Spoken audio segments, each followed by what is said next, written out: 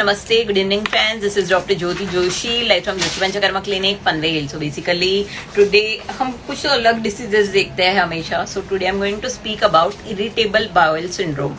So irritable bowel syndrome nowadays it's a very common issue और इसका generally कोई causative factor मिलता नहीं है. Irritable bowel syndrome are of two types, that is C and D. C में constipation होता है, patient has very severe constipation. काफी लोग रहते हैं जिनको ये दिक्कत होती है कि मतलब मेरा पेट साफ नहीं हो रहा है, मुझे रोज दवाइयाँ लेनी पड़ती है and they just keep on taking इसबगोल या फिर कुछ ना त्रिफला चूर्ण, ये हो गया वो हो गया, but underlying जो diagnosis रहता है वो उनका completely missing रहता है. Same thing with the IBS-C में काफी सारे celiac डिसीज आता है, काफी बार अल्सरेटिव कोलाइटिस आता है, there are so many diseases और लूज मोशंस होते रहते हैं. सो बिना वजह कुछ भी खाया तो तुरंत मोशन के लिए जाना है, या फिर पेशेंट को मतलब जो उनके जो मिनरल्स चाहिए या अपने बॉडी में जो इसेंशियल जो चीजें चाहिए वो भी अपने बॉडी से फ्लश होते रहती है. काफी बार गट फ्लोरा भी फ्लश हो जाता है, उसके वजह से many a times this sort of patient experience the immunity में बहुत कमी आती है, उनके माउथ अल्सर्स बहुत कॉमनली रहते हैं and generally IBS-C and D remain undiagnosed. Patient को जाके अगर बोलते हैं नहीं पेट साफ हो रहा है, दे प्रिस्क्राइब सम जैसे एलोपैथी में कुछ दे दिया या फिर even Ayurveda doctor prescribe, but उसका अगर अंडरलाइंग कॉज हम लोग देखें सो ये क्लासिकल एग्जाम्पल है. Generally it is said that if you will google it then also it is said that in all medical books it is state that IBS-C and D are not curable. It cannot be curable, especially IBS-D ये नहीं होता है. It don't have cure. It can be well maintained with some medication. When you take some biological medication, there are some injections, there are some sort of enema treatment which can actually keep this disease in the control. But as such, there is no cure. But Ayurveda say cure. मैं बोलने से अच्छा let's listen from the patient, and definitely these videos are to create the awareness about all these diseases, about the Ayurveda का strength and how Ayurveda can help to the sufferers. और क्योंकि ये diseases बहुत chronic रहते हैं और कितने क्विकली ये सब के लिए हम क्योर दे सकते हैं. So let's listen from the patient. Yes, नमस्ते. Hello aunty. हेलो. या हाँ जी, ये IBS का प्रॉब्लम मुझे मैं भी. आपका नाम, आप कहाँ से आए हो? मैं सोफिया सैयद विक्रोली से, और मैडम के पास मैं लास्ट 2 ईयर से ट्रीटमेंट ले रही हूँ IBS का. तो मुझे ये जो था इशू 2015 या 16 वगैरह से मतलब जो नोटेबल था कि मैं इतना मतलब कुछ भी खा रही थी, ग्लूटीन वाला जो भी था और कुछ था जो समझ ही नहीं आ रहा था कि उस वजह से होगा, बट हो रहा था. 17 के आसपास कुछ डायग्नोस हुआ, उस पर समझ आया कि IBS है और इसमें जो है ग्लूटीन फ्री चीज़ें मतलब जो ग्लूटीन वाली चीज़ें नहीं डाइजेस्ट होगी तो उसका डाइट ये है कि ग्लूटीन फ्री खाओ. उसको जवारी के चपाती बस यही डाइट रह गया था, ये जो ओट्स वगैरह था. और वेट तो है वो डाउन मतलब चल ही रहा था, वेट में कोई गेन नहीं था. बट मैडम के पास आने से ये हो गया तो एटलीस्ट जवारी छूट गया और ग्लूटीन का सब चीज़ खा पा रही. थोड़ा सा दूध जो बिल्कुल चलता ही नहीं था एटलीस्ट अब थोड़ा चल जाता है. और ये कि जो मेंटल स्ट्रेस उस वजह से होता था, अगर आप कंटिन्यूस दिन भर में मतलब लूज मोशन आपको कंट्रोल ही नहीं होता है, 2-3 दिन आप उसी पर, तो आप मतलब साइकोलॉजिकल आप थोड़े से हो जाते हो डिस्टर्ब. तो ये सब चीज़ें आकर के यहाँ पे कंट्रोल हुई है. और आज ये है कि मैं बोल सकती हूँ 90% तक है. 10% मुझे डाइट का तो रखना ही पड़ता है, बट फ्रीली खा पा रही हूँ. जो भी खा रही हूँ मैं आराम से खा रही हूँ.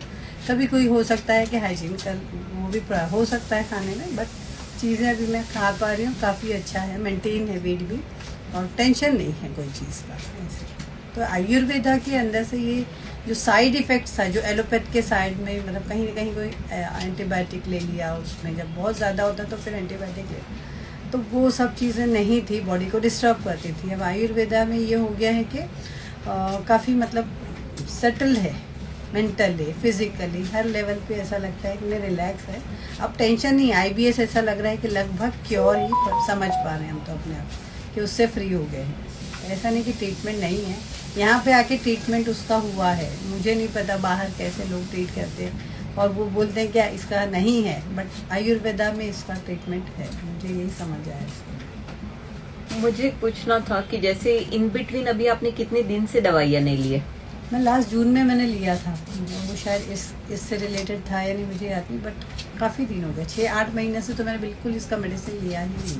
तो आपके आईबीएस की प्रॉब्लम बढ़ी है? नहीं, बिल्कुल मेंटेन है, बिल्कुल नहीं के बराबर। मतलब ये नहीं, ये कभी हो भी रहा है, सपोज किसी खाने की वजह से हो जाता है, थोड़ा सा डाइट पे कंट्रोल करो, नॉर्मल है। पहले ऐसा होता था कि डाइट पे कंट्रोल करने पर भी जब तक पूरी बॉडी उसको फ्लश नहीं कर देती वो जो भी खाया था हमने, और वीकनेस हो जाती थी, तब जाके कहीं फिर वो डाइट को आहिस्ता आहिस्ता रिकवर। बट अब ऐसा नहीं है, अब ये है कि आराम से मतलब रिलैक्स होके 1 या 2 डाइट में कंट्रोल हो जाता है, जो सेकेंड डे नॉर्मल हो जाता है हर चीज़। तो जैसे अभी मतलब ऑलमोस्ट 6-8 महीने आपने दवाइयाँ नहीं ली, तो बिल्कुल। भी आपके सिम्टम्स बढ़े या नहीं, ऐसे? नहीं, कुछ नहीं, बड़े तो कुछ भी नहीं है।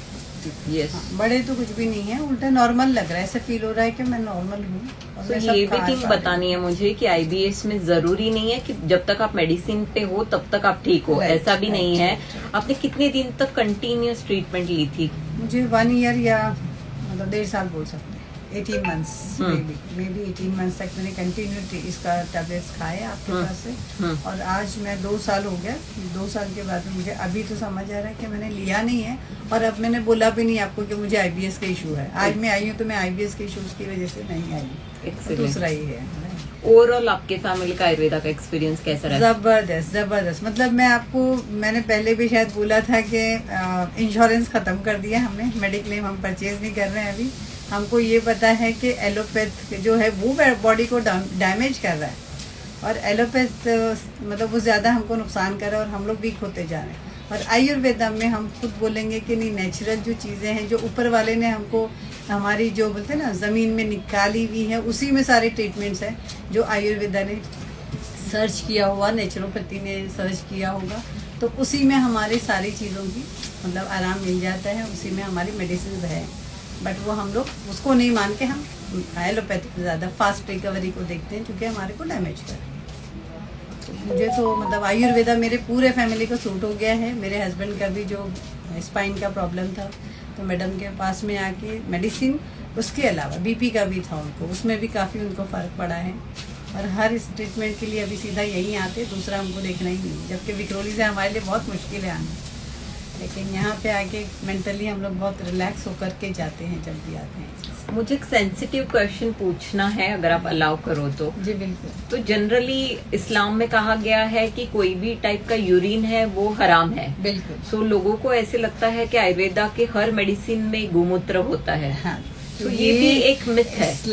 इस्लाम ने हमेशा, इस्लाम में हराम और हलाल 2 चीज है, लेकिन हराम भी उस वक्त अलाउड है जब वो आपकी हेल्थ के ऊपर आता है, जब आपके मतलब एक मतलब मेडिसिन के तौर पे आप उसको ले सकते हो। अगर हम देखने जाओ तो अल्कोहल जो है इस्लाम में हराम है, लेकिन आज हर हमारी जो सर्दी खांसी की मेडिसिन है उसमें अल्कोहल होता ही है। तो अगर मेडिकल उस लेवल पे ली जाए तो कोई चीज़ हराम मुझे नहीं लगता इस्लाम में। इस्लाम बहुत ओपन माइंड का रिलीजन है, और हेल्थ को पहले प्रायोरिटी देता है। हेल्दी रहो तो बाकी सब चीज़ दुनिया में होती है। हाँ, मैडम को हम बोलते हैं कि अगर इसकी ज़रूरत नहीं है तो ये अवॉइड कीजिए, लेकिन मैडम को पता है कि कहाँ पे ये नेसेसरी है, इसके बगैर ट्रीटमेंट नहीं होगा, तो वहाँ पे वो हमको बता देती है कि यहाँ पे होगा, तो उसमें हम लोग भी उनको मतलब एक्सेप्ट कर लेते हैं। लेकिन जहाँ तक इस्लाम की बात है, इस्लाम ने हमेशा अगर मतलब ऐसी क्रिटिकल सिचुएशन आती है जहाँ पे आपकी हेल्थ है, तो मुझे ऐसा लगता है, मैं तो कोई बड़े रिलीजियस लीडर नहीं हूँ कि जो इस टॉपिक पे बात करें, लेकिन जहाँ तक मुझे जितनी नॉलेज है उसके अंडर में ये है कि आपकी हेल्थ अगर इतनी क्रिटिकल हो जाए और आपके पास दूसरा ऑप्शन नहीं है, तो उधर पे आपको ये चीज़ पॉसिबल हो सकती है लेना। तो आपको हमेशा क्लियरेंस करके मिला है यहाँ पे? बिल्कुल बिल्कुल। जब भी मैडम से भी हमने बोला है कि हमको ये चीज अगर अवॉइड कर सकते हैं तो आप ये चीज मत लीजिए, तो उन्होंने वो चीज को हमको समझ के वो वैसे उन्होंने ट्रीटमेंट हमको दिया है मेडिसिन में। यस, थोड़ा सेंसिटिव टॉपिक था, बट ये मुझे एक क्लियरेंस, क्योंकि काफी लोगों के माइंड में ये चीज आयुर्वेदा को लेके मतलब हमारे यहाँ पे हम मेडिसिन को मेडिसिन नहीं देख रहे हैं। हम मतलब आयुर्वेद यानी हम एक अलग धर्म के रिलेट करते। हम अगर आज ये होम्योपैथी होती है वो तो चलो दूसरी एक चीज़ है, बट अगर यूनानी होती है तो उसमें एक होता है, जबकि सब चीज़ तो ज़मीन से जुड़ी होती है, वहीं से आती है, कोई ऊपर से नहीं टपकती, किसी के लिए स्पेशल नहीं आती है। तो ये सब चीज़ें अगर हम समझे कि नेचर ने दी हुई, और नेचर को देने वाला कौन है, एक ही है, तो उसने अगर ये मेडिसिन दी हुई है जो भी हमको, तो वो हम किसी भी इसमें एलोपैथ, BUMS, BHMS, MBBS जो भी है मेडिसिन है, वो तकलीफ नहीं दे रही है बॉडी को, तो बिल्कुल लेना उसको, कोई दिक्कत नहीं है मुझे तो ऐसे। आपने काफी हद तक काफी चीजें क्लियर की है. Thank you so much for your detail testimonial. So basically I try to avoid some sensitive topics because मेरे लिए मेरे पेशेंट ही सब कुछ होते हैं. So I don't talk, but generally ये चीज आती है many a times, you know, some people feel कि आयुर्वेदा मेडिसिन में सारी जो दवाइयां है वो गोमूत्र से बनी होती है. Not necessarily. मुझे पता होता है जब भी जो भी कम्युनिटी से, रिस्पेक्टेड कम्युनिटी से पेशेंट आते हैं, आई ऑलवेज मेक श्योर कि उनकी कम्युनिटी का मैं अटमोस्ट रिस्पेक्ट करूं, क्योंकि डेफिनेटली जैसे कुछ चीजें मुझे नहीं चलती है वैसे किसी रिलीजन में वो चीजें नहीं चलती है, और जरूरी नहीं है कि हर चीज में गोमूत्र हो. There are some medicine, very few medicine जहां पे गोमूत्र होता है and we use it, but in up to very less extent. And as per मतलब जब तक जैसे मैंने मेरी प्राइवेट प्रैक्टिस स्टार्ट की, दैट टाइम आई रियलाइज कि some things are actually not into according to some religion, so that should also be respected. But ये बहुत इंपॉर्टेंट चीज अभी मैडम ने बोली कि ये जरूरी नहीं है कि हर चीज में गोमूत्र हो, और अगर वो क्रिटिकल स्टेज में देना पड़े तो ही दिया जाता है, अदरवाइज हर चीज में गोमूत्र होता है आयुर्वेदा के मेडिसिन में. This is completely myth. बिल्कुल नहीं होता है. Most of the time guggulu base होता है या फिर कर्पूर वगैरह, ये सारे बेस होते हैं. और आजकल तो सब जिलेटिन में, जैसे एलोपैथी में मेडिसिन आती है वैसे आने लगी है. चूर्ण काढ़ा तो बहुत ही कम हो गया, पहले बाइंडिंग एजेंट बोल के ये सारी चीजें यूज होती थी. सो हर इस मेडिसिन में गोमूत्र नहीं होता है. And actually due respect to all the religion, accordingly वैसे वो सारी चीजें एक प्रैक्टिशनर, आयुर्वेदा जो प्रैक्टिशनर है वो फॉलो करता है. And that's the beauty of Ayurveda and that's the beauty of India, because you have seen यहाँ पे जितने भी मैंने लाइव वीडियोज लिए हैं, we have every religion, I can say every religion, और हर एक किसी ने दुआ दी है, किसी ने बोला मैडम आपके हाथ में शिफा रहे, वो मतलब चीज हमेशा रही है. तो मैंने तो ये सारी चीजों से यही सीखा है कि मतलब all religion are very beautiful, everyone has something to offer you. आप क्या लेते हो उससे वो इम्पोर्टेंट चीज है, आप क्या सीखते हो उससे वो इम्पोर्टेंट चीज है. और इंसानियत से बड़ा कोई धर्म नहीं है, कोई मजहब नहीं है, कुछ भी नहीं है. और ये चेयर तो हमेशा यही सिखाती है कि बस मतलब आप सामने वाला आया है उसको आपको ठीक होना है, और जब इंसान ठीक होता है वो आपको दुआ, शिफा, ब्लेसिंग्स, जो भी आप आशीर्वाद बोल दो, उसके अलावा आपको और कुछ नहीं देता. यही चीज होती है, और इसीलिए शायद ये डॉक्टर प्रोफेशन को नोबेल प्रोफेशन बताया गया है. बट आज के वीडियो से मुझे ये एक चीज इंपॉर्टेंट, IBS का क्योर आयुर्वेदा में है, पहली चीज. और दूसरी चीज, अकॉर्डिंग टू हर आयुर्वेदा मेडिसिन में गोमूत्र नहीं होता, और according to religion we do practice. इसी के साथ I will conclude. Please do take care. नमस्ते. Thank you so much.